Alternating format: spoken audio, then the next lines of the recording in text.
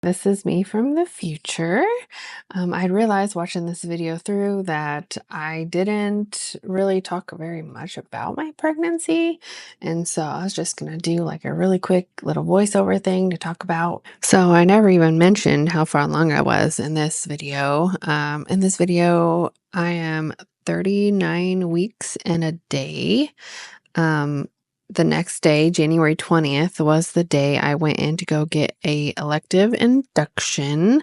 So with this video, I really just wanted to sit down and get ready, the day before going into labor and delivery to have my daughter. With this pregnancy, it was very difficult, needless to say. Being older, as I was saying, there's a big difference between pregnancy in your 20s versus pregnancy in your 30s. This pregnancy was very rough for me. I experienced a ton of prodromal labor, and I was already starting to dilate and just very crampy and in a lot of pain. You can see here, this is my 8-year-old that decided to still show. She kept coming into the bathroom wanting to do makeup like mommy. At this point in my pregnancy, I was approximately 4 to 5 centimeters dilated. My 8-year-old wants to copy everything I do, apparently. I started dilating when I was about 32 to 33 weeks gestation. To kind of define, prodromal labor is actually it's essentially when your uterus is contracting, but it doesn't change your cervix.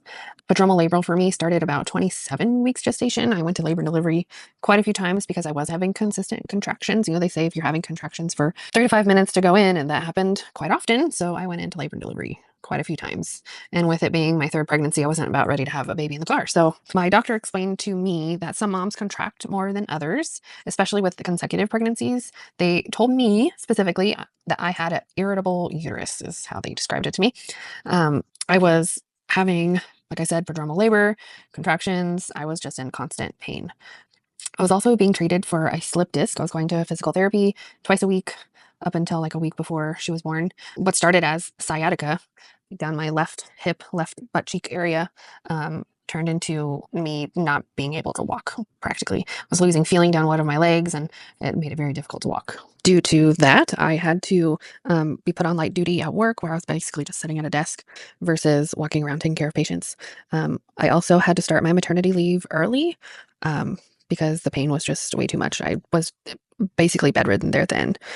Needless to say, it was a very painful and difficult pregnancy for me. And just to quickly define what an elective induction is essentially when mom is at least 39 weeks, which is full term, will decide to intentionally start labor.